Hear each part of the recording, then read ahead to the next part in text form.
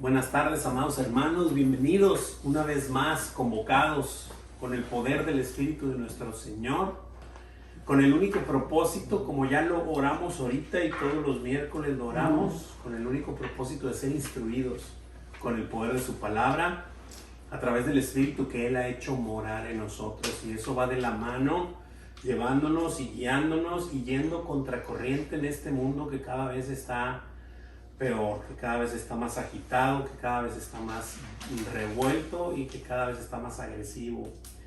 Pero el Señor nos va a dar precisamente eso que ahorita comentábamos, ¿no? Nos va a capacitar para poder seguirle, para poder caminar, para poder llevar a cabo la gran comisión que nos dejó. Muy bien, sin más, vamos a entrar de lleno a esta porción de la Escritura. Ya es la última porción del capítulo 5 de Lucas. Es esta parte del llamamiento de Mateo, que pues igual que todas las maravillosas historias que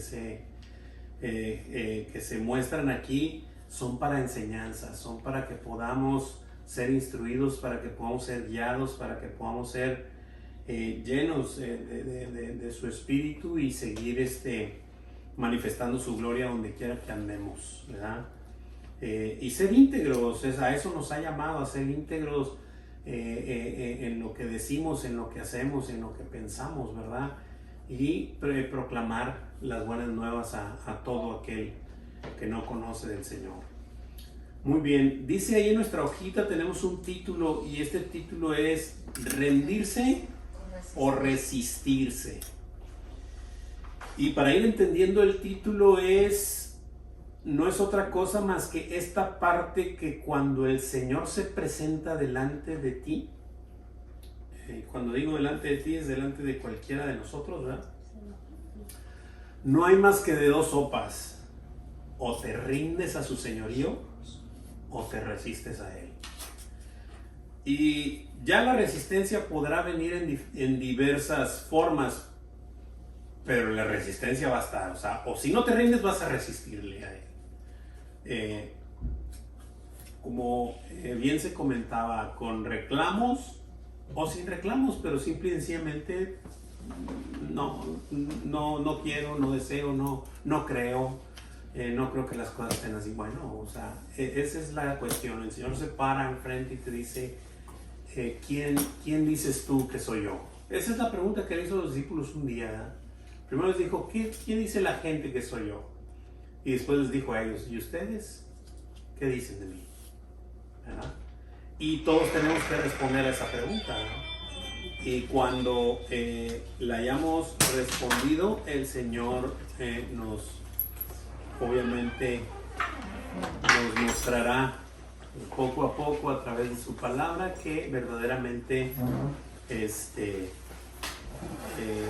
si ha sido o no verdaderamente un parteaguas en nuestra vida, ¿no?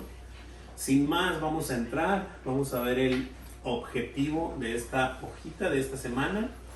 Dice, distinguir nuestra condición frente a Jesús.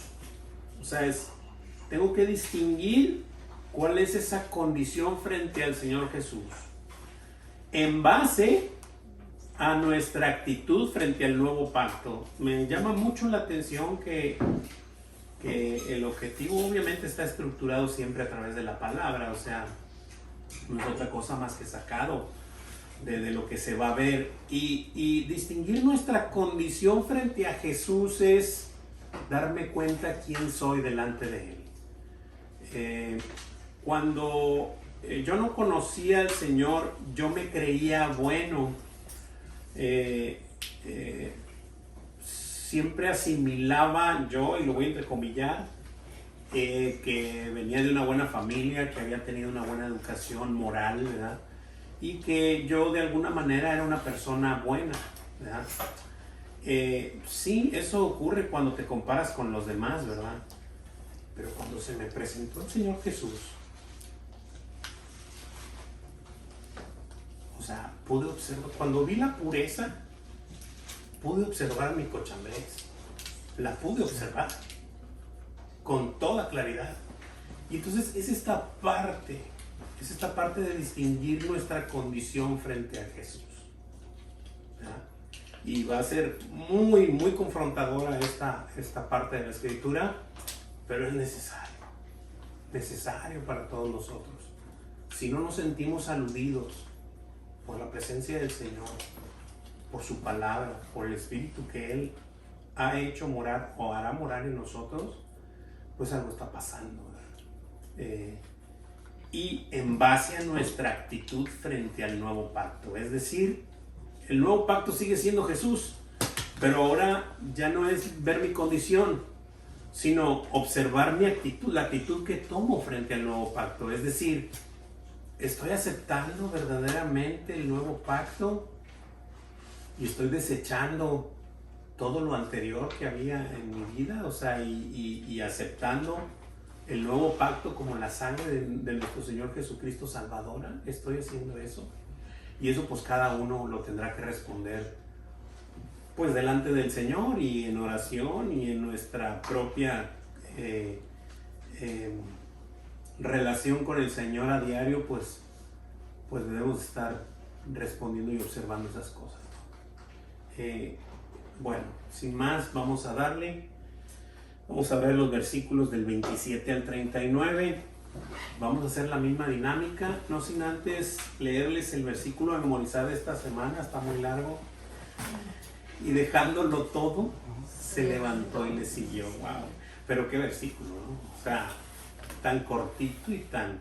Yo le puse, bueno, o sea, más adelantito lo voy a explicar porque vamos a ver esa parte en el versículo 28, ¿verdad? Pero ahorita que lleguemos ahí se los digo.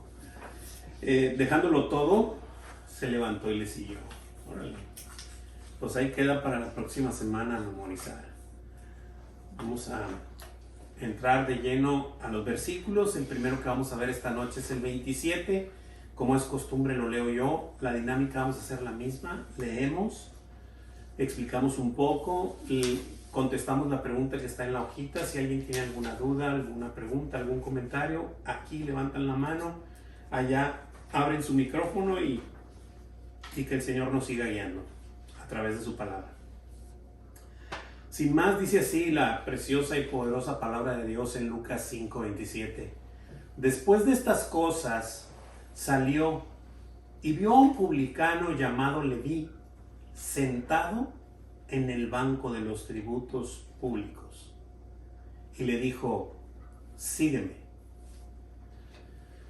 Bueno, observamos a Jesús. Dice que salió a algún lugar y dice que de pronto pues vio a un publicano llamado Leví. Ya sabemos que este Leví es Mateo. El publicano es decir, aquel que cobraba los impuestos siendo judío, cobraba los impuestos de los romanos a su propio pueblo judío, ¿verdad? Y ese no era el problema, ¿verdad? El problema era de que pues de Roma, me imagino que el sueldo que les daban, entre comillas, me imagino era, pues, a mí me vas a dar tanto, tú cobra, tú saca para ti, ¿verdad? Pero en ese movimiento, pues obviamente que abusaban de alguna manera de la gente, de los, del pueblo, y era una de las cosas por las cuales, pues, eran prácticamente odiados, ¿verdad? Porque siendo hermanos, del mismo pueblo, pues abusaban del pueblo cobrándole mucho más impuesto de lo que debían, ¿no? Y entonces ya para eso pues ya se veía que Leví pues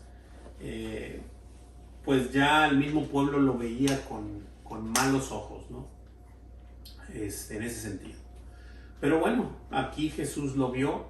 Él estaba sentado en el banco de los tributos y solamente una palabra le dijo: sígueme.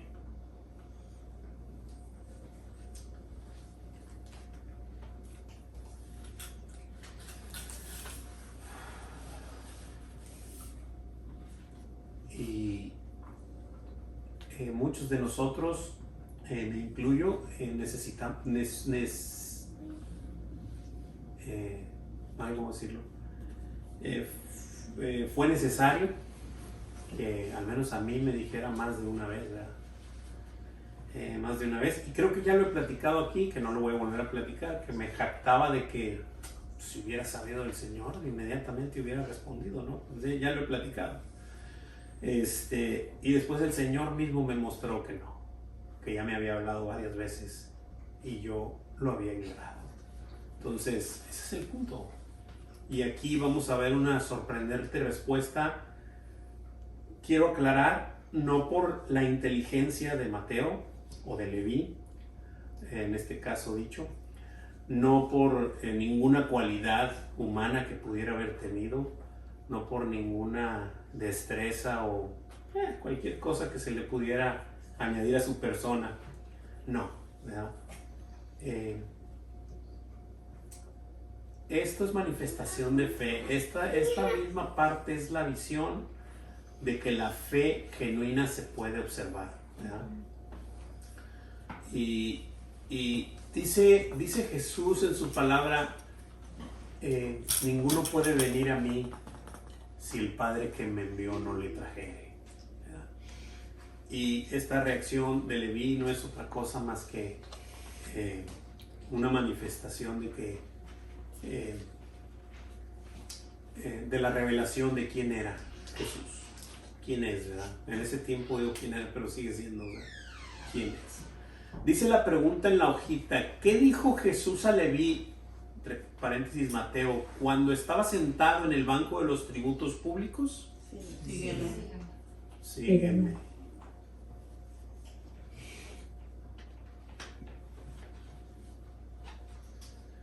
Por si alguien quiere anotar, la palabra Leví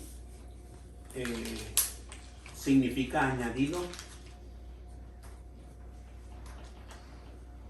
Y Mateo significa regalo de Dios.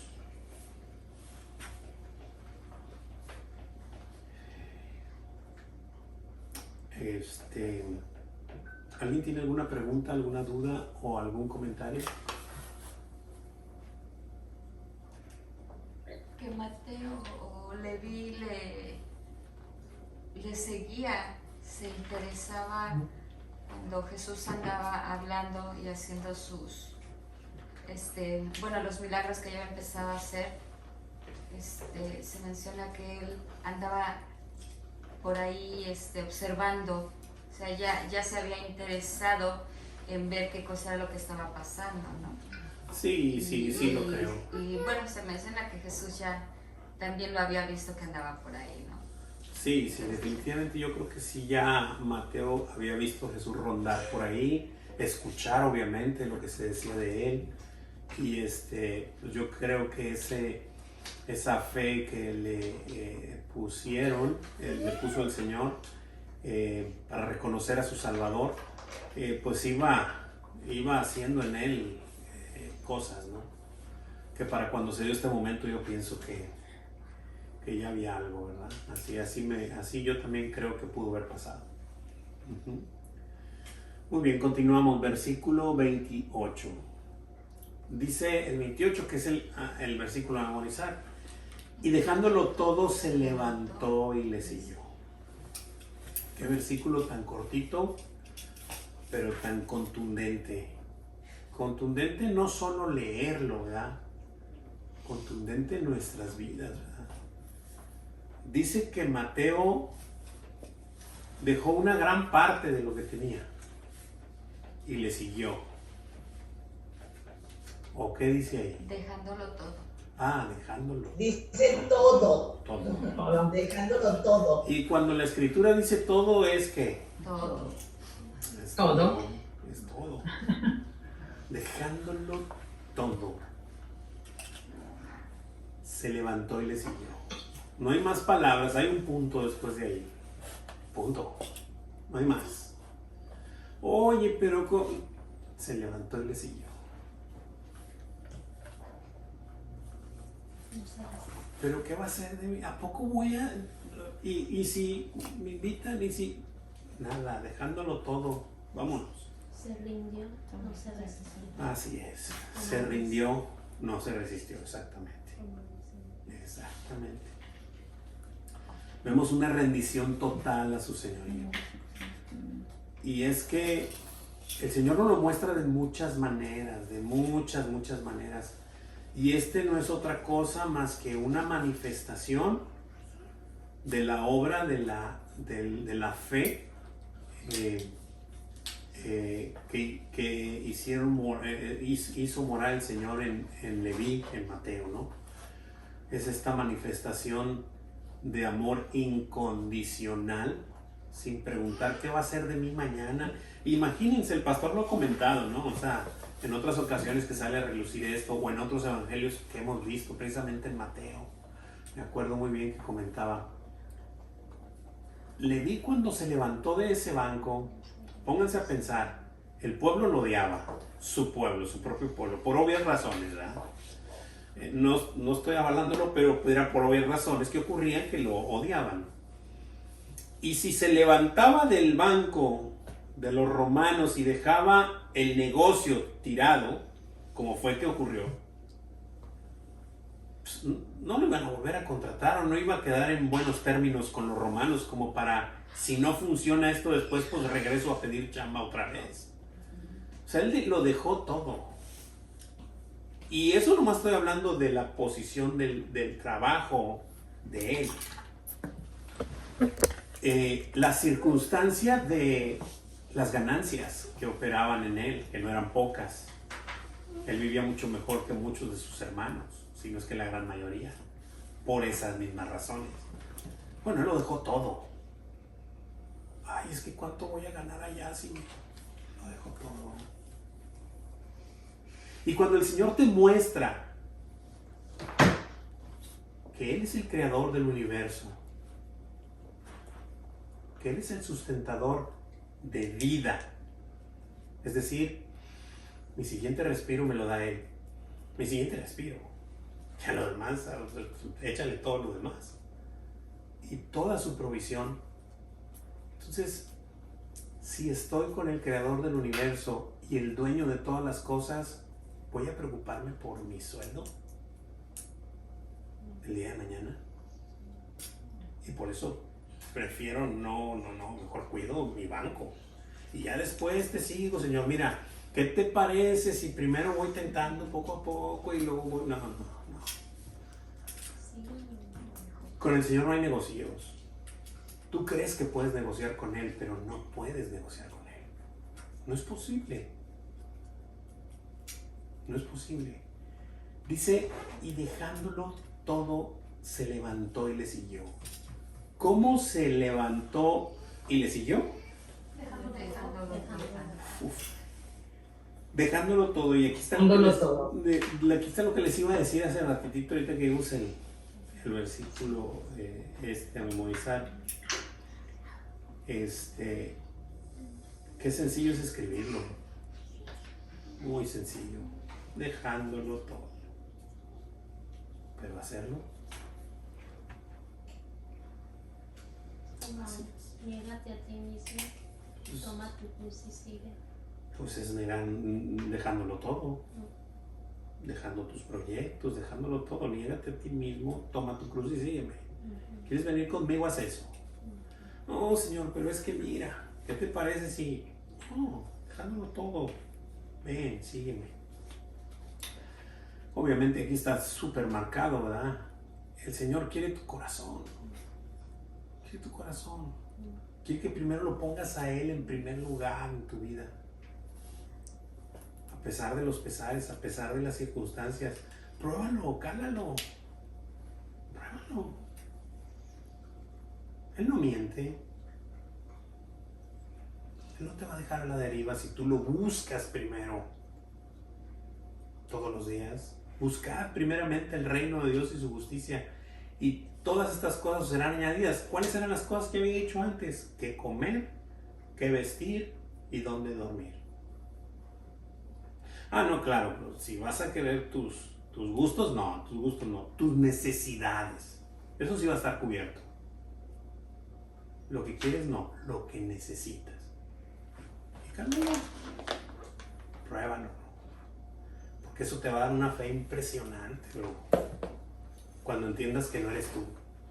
Cuando entiendas que no es tu habilidad, ni tu inteligencia, ni tu sagacidad para hacer negocio, ni tu nada. Es su poderosa mano sustentándote, siempre y cuando lo busques primero a Él. Primero. ¿Alguien tiene alguna pregunta, alguna duda, algún comentario? Precisamente hablando del título de estos versículos, ¿no? Rendirse a Cristo cambia mis prioridades. ¿Cuáles son nuestras prioridades, no? Si decimos conocer al Señor. El trabajo que nos cuesta, precisamente lo que están diciendo, dejándolo todo. Y a veces hay una anécdota de que le dicen a un changuito que les ponen la trampa para atrapar a los changos, buscan un árbol, el hueco, y ahí les ponen los dulces. Entonces va el chango y mete, y al pescar los dulces ya no puede sacar la mano porque los trae. Y ve que viene el cazador y no suelta lo que tiene. Entonces muchas veces uno dice que así es nuestra vida. Es el enemigo viene, nos tiende la trampa, pero no queremos dejar lo que nos está atorando ahí. Entonces, muchas veces, yo creo que usted dijo desde el principio, es un tema muy confrontador, muy confrontador, pero podemos ver que Dios es grande en nuestras vidas y sigue trabajando. Pero me impacta mucho esto. Increíble, gracias hermanita. Y sí, me recordó que tiene unos subtítulos que no los he mencionado y perdón. Ahí en su hojita del 27 al 29, de hecho es rendirse a Cristo cambia mis prioridades. Y eso es lo que estamos observando en Mateo. Ahora, chicos, esto no lo escribí yo. Esto tiene escrito más de 2000 años. Eso es lo impresionante de la palabra de Dios. Siempre nos lo ha dicho. No te vayas, quédate cerca de mí, no te vayas de mí. Apartado de mí no vas a poder hacer nada. Tú crees que estás haciendo algo, pero no vas a poder hacer nada. Porque la vida eterna no tiene el fin en esta tierra. Su fin es vivir con Él para la eternidad. Ese es el fin de la vida eterna. Adelante, hermanito. Tenemos un versículo que nos avala también en lo que se está diciendo. Mateo 6:33. Buscar primeramente el reino de Dios y su justicia, y lo demás será añadido. Así es. Por añadidura. Creo que lo habla. Así es correcto. Así es, bueno. ¿Preguntas? Adelante. Sí, adelante. Gracias. Mi nombre es Alfonso Solís, soy primo de Leti y de Laura. Bienvenido. Azulay, Leti Martínez.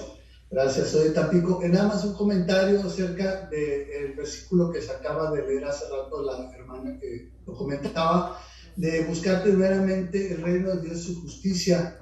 La palabra dice, y todas estas cosas os serán añadidas. No forzosamente todo, sino estas cosas. Y estas cosas están descritas en el versículo anterior. Creo yo que buscar del Señor es sujetarnos a su voluntad. Por eso precisamente rendirse al Señor cambia nuestras prioridades, porque si yo tengo un contentamiento con lo que Él me da, creo yo, entonces yo tendré pues esa voluntad de vivir bajo su señorío, en ese sentido, ¿verdad? Lo quería comentar porque podemos llegar a pensar que todo incluye mis gustos. Y usted bien dijo hace rato, no nos va a dar todo, nos va a dar lo que necesitamos. Ese era mi comentario. Excelente, excelente. Muchas gracias. Así es, así es. Sí, definitivamente el Señor sabe de qué tenemos necesidad, así como nosotros como padres, los que somos de alguna manera, sabemos las necesidades de nuestros hijos y cuando son bebés, pues no necesitamos que nos lo recuerden para sustentarlo, ¿no? Pero de esa manera obra nuestro Señor para con nosotros. Ahora, está por todos lados en la Escritura, por muchas partes, de alguna manera, el que nosotros hay cosas que necesitamos y que ni siquiera sabemos, pero el Señor sí sabe de qué cosas tenemos necesidad, ¿verdad? Entonces, A nosotros nos mueve lo que vemos, pero hay cosas que no vemos que también necesitamos y que el Señor las provee, ¿verdad? Muy bien, continuamos. Versículo 29. ¿Me ayudas, amor? Fuerte y claro, por favor. Y Leví le hizo gran banquete en su casa, y había mucha compañía de publicanos y de otros que estaban a la mesa con ellos. Amén, gracias. Dice el 29 que Leví le hizo gran banquete en su casa. Dice le hizo, y esto lo recalcó mucho nuestro hermano. El pastor. Así es, también el pastor y nuestro hermano bueno. acá en McAllen. Sí, de León, sí. Y que era esta parte, ¿no? Esta parte de que Leví le hizo a Jesús un banquete.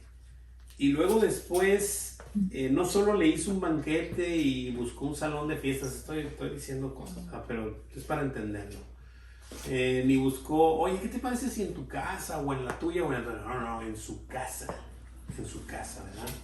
Y de cierto modo, Leví en su casa pues tenía el control, porque cuando uno está en su casa tiene el control de ciertas cosas. Es decir, y pues obviamente invitó a muchos publicanos, y aquí Lucas menciona y de otros que estaban a la mesa con ellos. Pero de otros, en los otros sinópticos, en Marcos y en Mateo, pues mencionan que estos otros eran pecadores, ¿verdad? Eran pecadores y bueno, pues esto es lo que nos convoca a seguir mostrando. Aquí dice otros, simple y sencillamente, estaba con pecadores. Ahora, es decir, cuando digo pecadores, por lo que la Escritura dice, pues todos sabemos que todos somos pecadores, o sea, cualquiera que estuviera, pues era un pecador.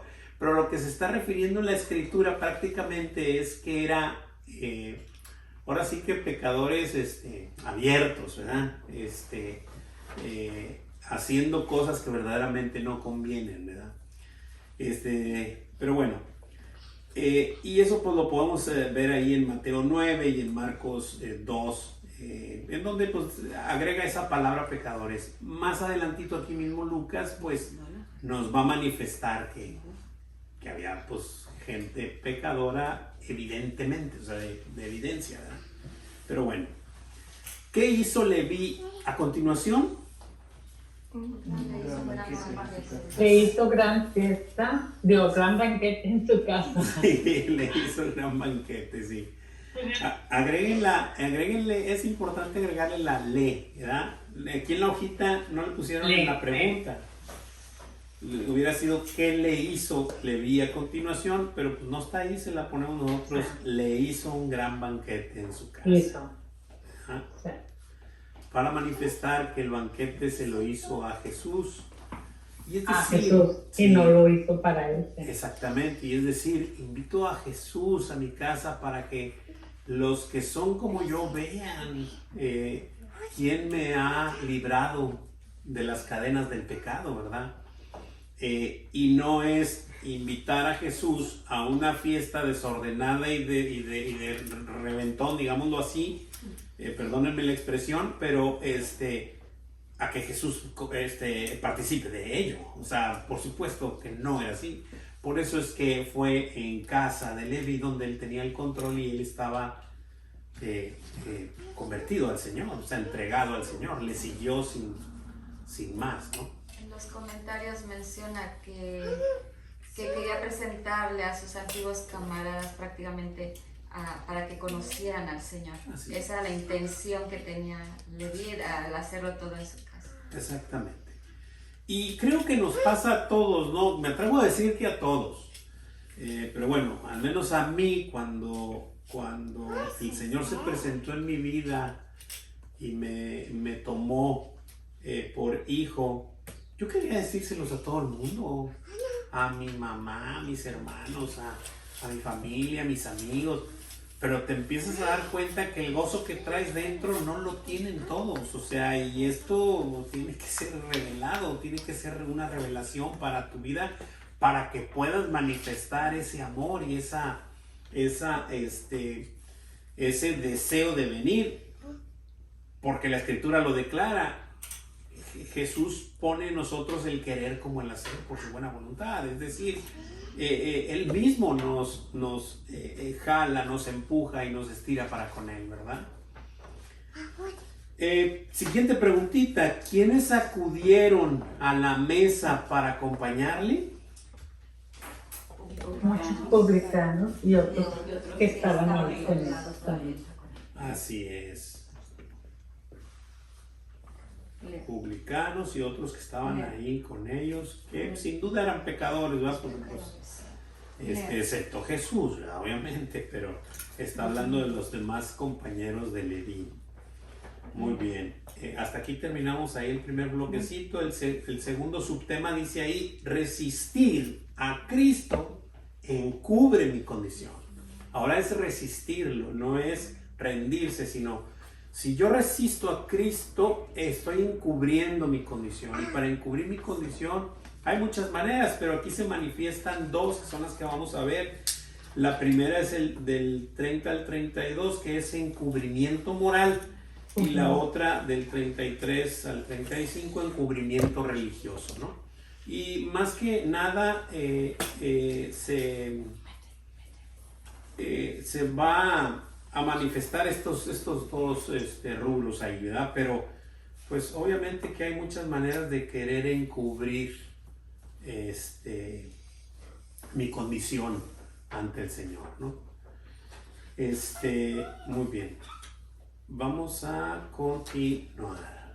Versículo 30. Sí, hermanita Adriana, ¿me ayuda? Sí, hermano. Y los escribas y los fariseos murmuraban contra los discípulos diciendo, ¿por qué coméis y bebéis con publicanos y pecadores? Y aquí está manifestada esta palabra, ¿verdad? Que en los otros evangelios se dijo desde el versículo anterior, donde le dicen, ¿por qué coméis y bebéis con publicanos y pecadores? Pero ojo, aquí los escribas y los fariseos murmuraban contra los discípulos. O sea, no iban con Jesús, no le preguntaron a Jesús, no murmuraron contra él, pero sí dijeron que ¿por qué coméis y bebéis con publicanos y pecadores? O sea, ¿por qué estás haciendo esto, no? Vamos a contestar la preguntita y ahorita vamos un poquito más al versículo. Dice, ¿qué murmuraban los escribas y los fariseos contra los discípulos? Que comieran y bebieran con los publicanos y pecadores. Así es, porque coméis y bebéis con los publicanos y pecadores.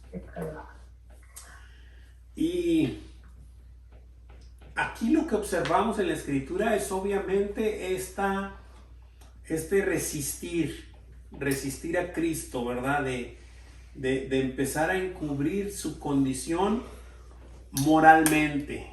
O sea, porque al decir los fariseos y los escribas, ¿por qué comen con los publicanos y con los pecadores? Es decir, ellos estaban apartando de ese tipo de personas, es decir, estaban etiquetando como pecadores únicamente, o digo, en este caso a los que estaban ahí, haciéndose ellos no pecadores, es decir, estaban encubriendo su verdadera condición.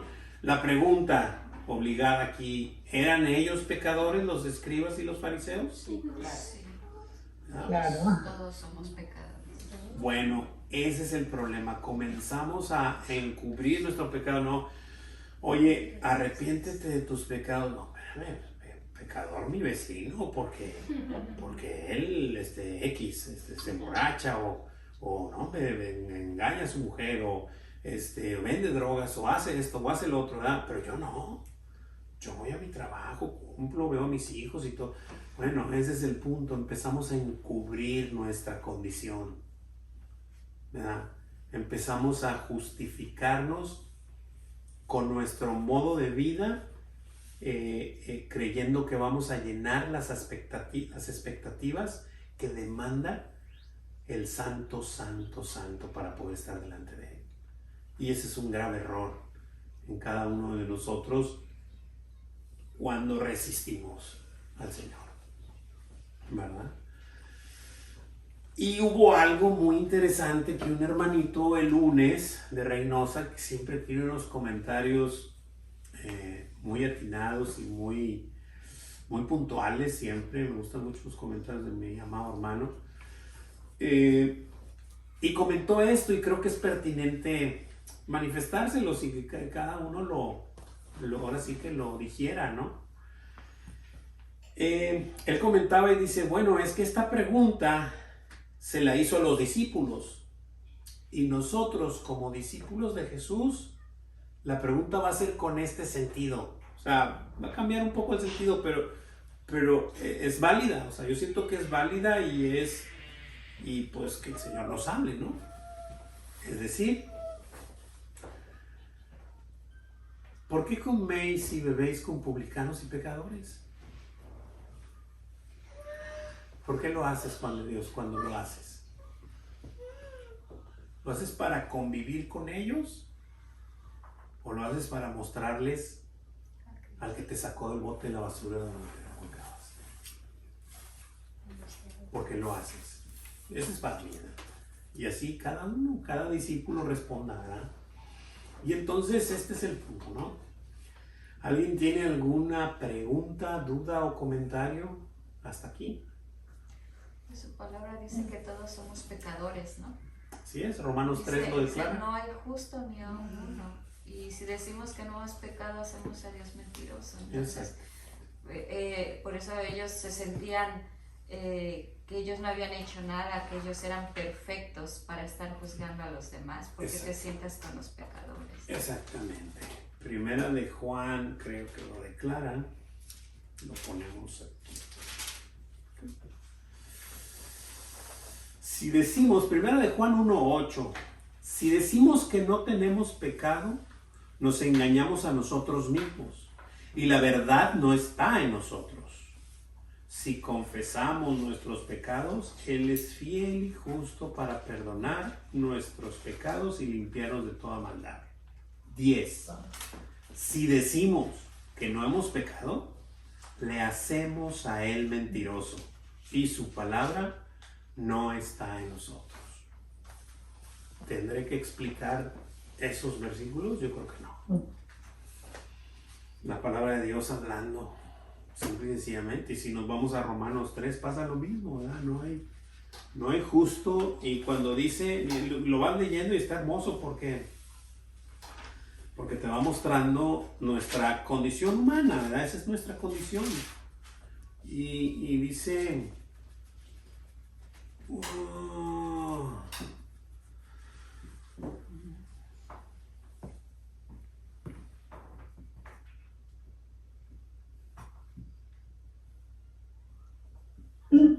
Bueno, dice el 23, por cuanto todos pecaron y están destituidos de la gloria de Dios, ¿verdad? Siendo justificados gratuitamente por su gracia, lo que comentábamos ahorita, ¿no? O sea, al principio, solamente es por gracia, ¿verdad?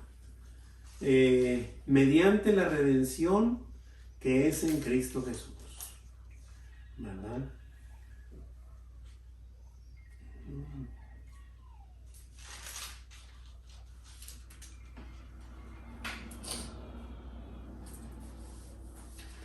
Bueno.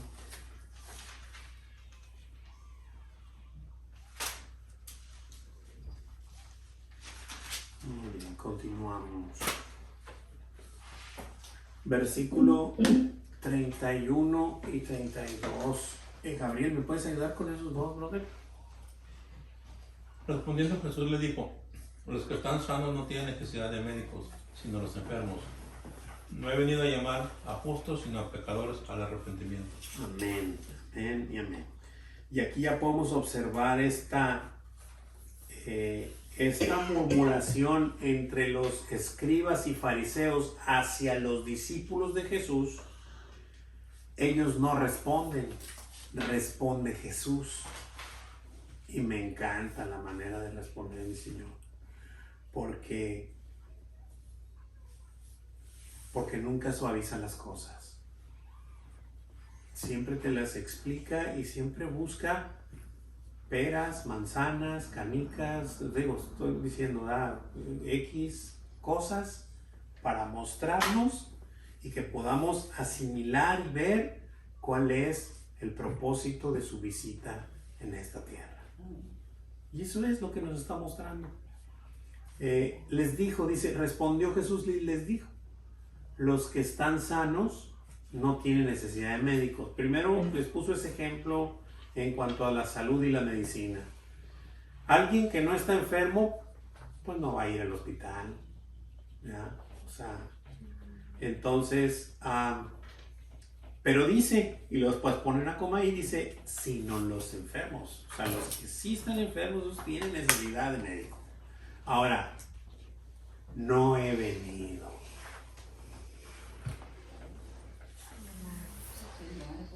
¿Alguien puede dimensionar en su ser con la revelación que nos ha dado el Señor de quién es Él? El simple hecho de decir, no he venido. O sea, todo lo que implica despojarse de ser el Dios que creó los cielos y la tierra y de venir en carne y de vestirse como hombre y de humillarse hasta la muerte y muerte de cruz. Bueno, no ha venido a llamar a los justos o a justos, sino a pecadores al arrepentimiento. A eso ha venido. Es decir, le está diciendo, si ustedes, escribas y fariseos, no se sienten aludidos como pecador, pues a ustedes no vine. Yo he venido a los pecadores al arrepentimiento, para que procedan a arrepentirse. A estos he venido, a todo aquel que necesite arrepentirse de su condición. Y es obvio que nadie se va a sentir aludido de su condición, diciéndolo con todas las letras, ¿no? La Escritura lo dice de muchas maneras. Nuestro pastor tomó un tiempo en decir, ratas, ¿no? Que éramos unas ratitas, pero pues mucha gente se ofendía, ¿verdad? Por el simple hecho de ser comparado con una rata, pero yo sí puedo decir que soy un perro muerto y nadie me puede decir nada porque está en la Escritura. ¿Sí? Mefiboset le dijo al rey cuando lo mandó llamar, ¿quién es este perro muerto, Señor, para que tengas misericordia de él? Ese soy yo. Y si no te ha mostrado el Espíritu Santo tu condición, va a ser imposible que te determines o que te muestres como un pecador, como un inmerecedor de la vida eterna. Pero cuando te sientes inmerecedor de la vida eterna, es entonces cuando ya eres merecedor. El que tenga oídos para oír, que oiga. ¿Qué respondió Jesús? Dice la preguntita en la hoja. Todo el versículo. Así es. Los enfermos. Sí. No venido a llamar No a ha venido. justos, sino a pecadores. Hermanita Laura, pero no le voy a poner todo el versículo. Claro que no. No se crea. Todo el versículo. Todos los dos versículos. Sí. Ok, muy bien. ¿Alguien tiene alguna pregunta, duda o comentario hasta aquí? Hay un canto que se asemeja a lo que se está diciendo, como dice Jesús, que no vino a llamar a justos sino a pecadores, ¿verdad? Habla de que dejó 99 ovejas que estaban bien y se fue a buscar una que estaba perdida. Por una dejó las 99. Esas 99 están tranquilitas y encerradas. Se dio cuenta que le faltaba una. Correcto. Y regresó por esa. Esta es la compasión de Cristo, que por uno solo, Él está dispuesto Así a es. regresar. Así es. No dejó que se perdiera. Y en su palabra muchas personas ven, y lo voy a entrecomillar, y lo voy a volver a entrecomillar antes de decirlo, ven muchas injusticias de parte de Dios en la Escritura, pero Él ha acabado pueblos enteros con tal de sacar una persona, o dos, o tres, o cuatro. Y si nos vamos rapidito así en el diluvio, pues nomás se salvaron 8. Sí. y toda la humanidad pereció. Digo, eso es nomás así en cortito, pero hay muchas hermosas historias en donde el Señor acaba pueblos enteros por preservar la línea del Mesías. Y así es. Él va a llevar a cabo su obra a pesar de los pesares adelante. Sí, todo, por ejemplo, cuando ya Josué entra con el pueblo, cómo van acabando bien duro. Cuando lo estás leyendo, cómo acaban con mujeres, niños, todo, porque así se los ordenaba Dios. O sea, y uno dice, qué duro, ¿verdad? Pero al final de cuentas, yo hablo por mi término diciendo, bueno, ¿y quién soy yo, verdad? Él sabe por qué lo hizo así, y tenía, cuando yo al principio escuchaba eso, que los judíos no se mezclaban y que cuando todavía no conocían mucho, ya después te das cuenta de la razón, porque qué fue lo que pasó con Salomón, cómo terminó Salomón, después de ser un hombre tan sabio, cómo terminó adorando a otros dioses por haberse mezclado con otras personas de otros lugares. Exactamente. Y es esta enseñanza que nos muestra, ¿verdad? El no unirse a yugo desigual. Yugo desigual, es parte de la enseñanza de nuestro Señor. Y eso nos hace bien a todos, ¿verdad? Pero ahí está su palabra, ahí está su palabra. Muy bien. ¿Preguntas, dudas, comentarios? ¿Alguien más? Continuamos. Versículo 33. Hermanita Tere, ¿me ayuda con el 33? Sí, hermano, claro que sí. Dice su palabra: entonces ellos le dijeron, ¿por qué los discípulos de Juan ayunan muchas veces y hacen oraciones? Y asimismo lo de los fariseos, pero los tuyos comen y beben. Amén. Aquí ya estamos entrando en el encubrimiento religioso, ¿ok? Había una religiosidad en esta parte del ayuno, y esta parte es pues el ayuno es como bien lo comentó tanto el pastor como el hermanito de León, es este ayuno, es esta parte de echar, ¿verdad? De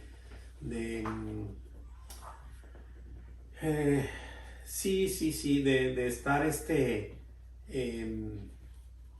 no encuentro la palabra, en polvo y ceniza, es decir, estar triste, ¿verdad? Estar triste, es un lamento, exactamente. Esta parte de hacer el ayuno es un lamento, pero y aquí por eso es que Jesús saca estas parábolas que les dice más adelante, pero ahorita las vamos a checar. Dice, ¿qué dijeron ellos entonces? Porque los discípulos de Juan ayunan muchas veces y hacen oraciones y hacen todo el versículo otra vez. Pero los tuyos comen. Así es, le estaban reclamando o le estaban informando supuestamente que los discípulos de Juan seguían ayunando y en oración, ¿verdad? Y los de los fariseos también, ¿verdad?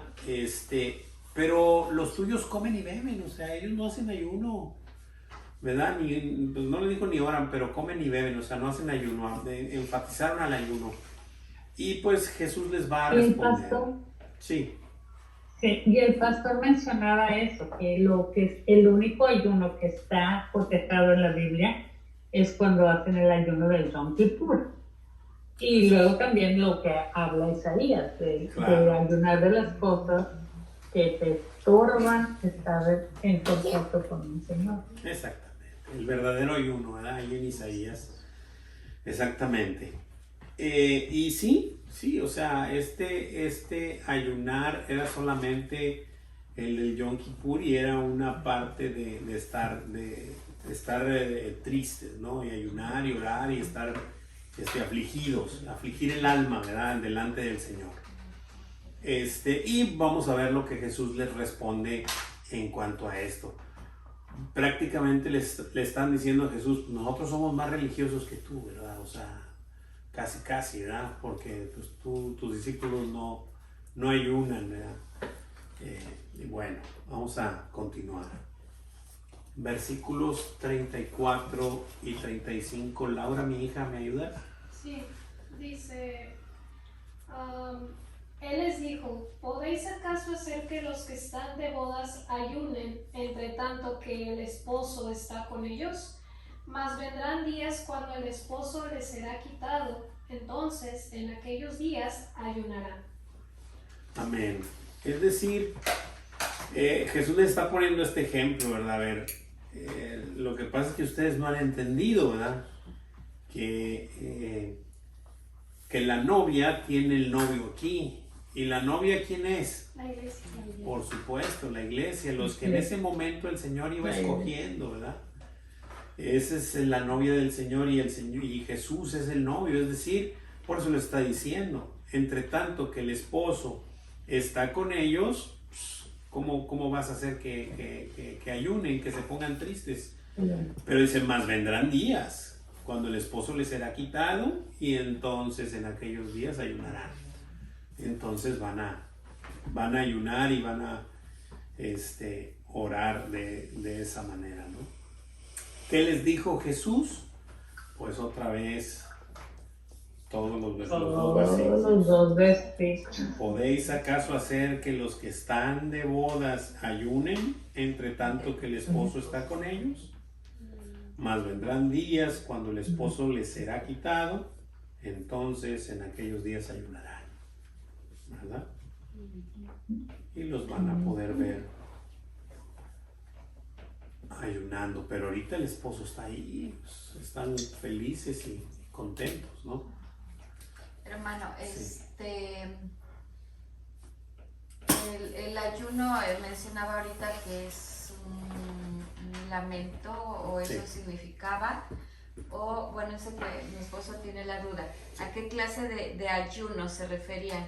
Porque me estaba mostrando un versículo donde dice, cuando les dice el Señor, este tipo de demonios solamente con oración y ayuno. Entonces, él está preguntando, ¿a qué clase de ayuno es el que están hablando ahí? Es el mismo, no hay dos. Bueno, no hay dos en el sentido Ajá. Lo que pasa que como mencionaron ahorita que el ayuno es lamento, entonces pues eso se queda así como que pensando, bueno, ¿es un lamento Sí. o es abstenerse de los alimentos? La palabra ayuno, sí, pero la palabra ayuno se ha transgiversado mucho en la religión, hablo en el mundo religioso, por así decirlo, no hay cómo decirlo, y lo centran a la comida, ¿verdad? Pero el verdadero ayuno no es ese, o sea, obviamente, o sea, vaya, lo declara Isaías, ¿verdad? No lo digo yo. Lo que pasa es que no tengo el versículo de ahorita. Si alguien lo encuentra es Isaías 53, ahorita lo busco. 55 por ahí. Ahorita. Y ahorita lo leemos, pero está muy largo y lo único que nos está diciendo es que no es exactamente No hay que dejes de necesidad comer. ayunos. Pero para contestar la preguntita de mi hermano es ahí le va, hermano. El ayuno es afligir mi alma, ¿sí? O sea, afligir mi alma para presentarme delante de Dios como lo que soy. Sí, y entonces, en ese sentido, el Señor nos va a dar sabiduría y nos va a dar entendimiento y nos va a dar poder y nos va a dar todo para que en ese tiempo los demonios fuesen quitados. Ahora, esto era una enseñanza que les dijo ahí, ¿verdad? No era ayunen porque estoy aquí, esa es otra historia, o sea, pero el ayuno sigue siendo el mismo, ¿verdad? O sea, es el día que ustedes vayan a sacar demonios de este tipo, o sea, van a tener que ir bien ayunados en el sentido de no comer, de estar afligidos delante del Señor en oración y ruego y súplica, ¿verdad? Es en ese sentido. Está en Isaías 58. Gracias, Isaías 58. Desde el 1 dice el verdadero ayuno y empieza hablando. Ahí es el título, vaya. El verdadero ayuno, Isaías 58. Sí, no lo voy a leer todo, pero vamos a dar una pasadita, que nos vaya dando luz. La palabra de Dios es poderosa.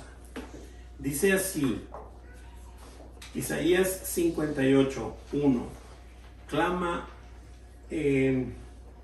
a voz en cuello, no te detengas, alza tu voz como trompeta y anuncia a mi pueblo su rebelión y a la casa de Jacob su pecado, que me buscan cada día y quieren saber mis caminos, como gente que hubiese hecho justicia y que no hubiese dejado la ley de Dios.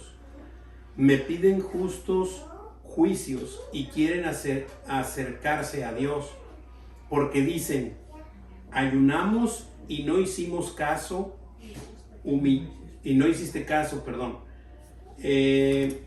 Humillamos nuestras almas y no te diste por entendido. He aquí que el día de vuestro ayuno buscáis vuestro propio gusto y oprimís a todos vuestros trabajadores. He aquí que para contiendas y debates ayunáis, y para herir con el puño inicuamente, perdón, no estoy pudiendo leer bien. ¿Alguien me puede ayudar a continuar a leer un poquito más, nada más? Quiero leer un poquito más. Dice, no ayunéis como hoy, para que vuestra voz sea oída en lo alto. Es tal el ayuno que yo escogí, que de día aflija el hombre su alma, que incline su cabeza como junco, y que haga cama de silicio y de ceniza. ¿Llamaréis esto ayuno y día agradable a Jehová? ¿No es más bien el ayuno que yo escogí desatar las ligaduras de impiedad, soltar las cargas de opresión y dejar libres a los quebrantados, y que rompáis todo yugo? ¿No es que partas tu pan con el hambriento y que a los pobres errantes albergues en casa? Que cuando veas al desnudo lo cubras y no te escondas de tu hermano. Entonces nacerá tu luz como el alba y tu salvación se dejará ver pronto, e irá tu justicia delante de ti, y la gloria de Jehová será tu retaguardia. Entonces invocarás y te oirá Jehová, clamarás y dirá a él, heme aquí. Si quitares de en medio de ti el yugo, el dedo amenazador y el hablar vanidad. Hasta ahí, hermanita, está muy bien. Está claro, está clarísimo. O sea, no es decir, ay, estoy ayunando, tengo como un mes ayunando, ¿verdad? ¿Y por qué ayunas? No, pues para que se sane fulano o mangano. O sea, se hacen ciertos ayunos de esa manera, no. El Señor quiere que te presentes delante de Él, sí, claro, con un alma contristada, pero no para beneficios personales, por así decirlo, sino para que tú puedas manifestar los atributos de Jesús para con los demás, ¿verdad? Y que no lo guardes como guardes ayuno, a eso me estoy refiriendo, para tus propias deducciones o para tus propias conveniencias, ¿no? Por así decirlo. Yo creo que dándole sin exagerar, unas 50, 60 leídas, el Señor te va a ir hablando, te va a ir mostrando lo que tan profundo está ahí, ¿verdad? Sí, yo creo que caeríamos como los fariseos y todo lo que están juzgándoles, ¿no? Ya, yo estoy ayunando y mira ustedes qué están haciendo, ¿no? Esa parte. Muy bien. ¿Alguna otra pregunta, duda o comentario hasta aquí? Ya me tardé, pero ya vamos a terminar. ¿Qué les dijo Jesús? ¿Ya contestamos o todavía no? Sí. ¿Ya? Ok. Continuamos. Versículos 36 al 39. Hermanita Leti Corona, ¿me ayuda con esos? Creo que es 36. ¿Es 39. Sí, ¿verdad? Sí. Hasta el 39. Sí, cómo no. El 39, gracias. Dice, les dijo también una parábola. Nadie corta un pedazo de un vestido nuevo y lo pone en un vestido viejo, Pues si lo hace, no solamente rompe el nuevo, sino que el remiendo sacado de él no amortiza con el viejo. Y nadie echa vino nuevo en odres viejos. De otra manera, el vino nuevo romperá los odres y se derramará, y los odres se perderán. Mas el vino nuevo en odres nuevos se ha de echar, y lo uno y lo otro se conservarán. Y ninguno que beba del añejo quiere luego el nuevo, porque dice, el añejo es mejor. Wow. Amén. Wow, y ahí está. Volvemos a observar la palabra de nuestro Señor y mostrando estas cosas, ¿no? Cualquiera dijera, bueno, ¿qué tiene que ver una cosa con la otra? Esto que están hablando del ayuno y de las cosas, pues es esta misma parte, o sea, de querer ayunar, o sea, es decir, y ahí está en el comentario del 36 al 39, es decir, hacer para merecer. O sea, yo ayuno, pero para que me des algo, ¿verdad? Para merecer algo, ¿verdad? Pero esta parte de simple y sencillamente rendirte, creer y recibir. Vas a recibir lo que Él tiene para ti, ¿verdad? No lo que tú quieres para ti, sino lo que Él tiene para ti, ¿verdad? Pero bueno, dice en la hojita, dice, a través de estas parábolas Jesús ilustra claramente que el pacto antiguo de hacer y merecer no convive en absoluto con el nuevo pacto de creer y recibir, ¿verdad? Y nos pone por ahí algunos versículos. Me gustaría ver si los vamos leyendo todos, pero para hacerlo más rápido los voy a repartir. Amoremos con el de Jeremías, ¿sí? Jeremías 31 al 34. Hermanita Tere, me ayuda con Marcos. Yo tengo el de Marcos. ¿Quién lo tiene? ¿Laurita? El de Marcos Tere. Ok, sí. Laurita Marcos. Primera de Corintios 11:25. ¿Me ayuda, hermanita Tere? Sí, hermano. Y Hebreos 8:13. ¿Me ayudas, hija Laurita? Sí. Y sí, Hebreos 12:24. Perdón. Hebreos 9:15. ¿Me ayuda, hermano Enrique? Sí. Y Hebreos 12:24. Hermanita Leti, ¿me ayuda acá? ¿Sí? Sí. Leti Martínez. Sí. Acá, sí, ten cuidado. Ok. Perfecto. Bueno, pues vámonos por partes y lo vamos recibiendo la palabra, ¿no? Amor, lo tienes ahí, Jeremías 31 al 34. He aquí que vienen días, dice Jehová, en los cuales haré nuevo pacto con la casa de Israel y con la casa de Judá. No como el pacto que hice con sus padres el día que tomé su mano para sacarlos de la tierra de Egipto, porque ellos invalidaron mi pacto, aunque fui yo un marido para ellos, dice Jehová. Pero este es el pacto que haré con la casa de Israel después de aquellos días, dice el Señor. Daré mi ley en su mente y la escribiré en su corazón, y yo seré a ellos por Dios y ellos me serán por pueblo. Y no enseñará más ninguno a su prójimo, ni ninguno a su hermano, diciendo, conoce a Jehová, porque todos me conocerán, desde el más pequeño de ellos hasta el más grande, dice Jehová. Porque perdonaré la maldad de ellos y no me acordaré más de su pecado. Amén, gracias. Pues está claro el nuevo pacto que iba a hacer con su pueblo, ¿verdad? Obviamente sabemos que Él escogió un pueblo de linaje, pero sabemos que el pueblo de Dios es por fe, ¿verdad? En Isaac te será llamada descendencia, ¿verdad? Y es decir, el pacto que hizo Dios con Abraham a través de Isaac. Y sabemos que toda es la obra de Dios, no del hombre, ¿verdad? Muy bien. Siguiente con Marcos 14:24. 14:24.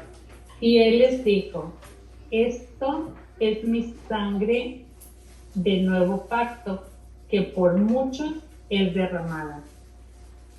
Amén. Aquí es en el aposento alto cuando les está diciendo que este vino es el nuevo pacto en su sangre, ¿verdad? En su sangre, es decir, este nuevo pacto que vino a hacer el Señor a través de su sangre para perdón de nuestros pecados. Primera de Corintios es 11:25. Sí, Dice su palabra, asimismo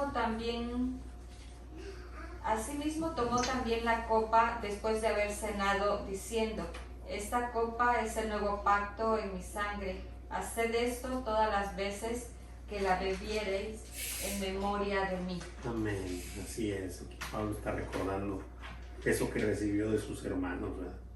Muy bien. Hebreos 8:13. Sí, dice, al decir nuevo pacto, ha dado por viejo al primero, y lo que se da por viejo y se envejece está próximo a desaparecer. Amén. Hebreos 9:15. Sí, dice así. Así que por eso es mediador del nuevo pacto, para que interviniendo muerte para la remisión de las transgresiones que había bajo el primer pacto, los llamados reciban la promesa de la herencia eterna. Amén. Me gustaría mucho explicar más esto, pero el Señor les hable con su espíritu. Ya no tengo mucho tiempo y no quisiera tardarlos más. Eso es lo que dice el 9:15. Si leemos desde el 9:1 hasta el 9:15, creo que nos va a clarificar mucho a qué se refiere esta parte de nuestro Jesús haciendo esta obra como el nuevo pacto. Y Hebreos 12:24.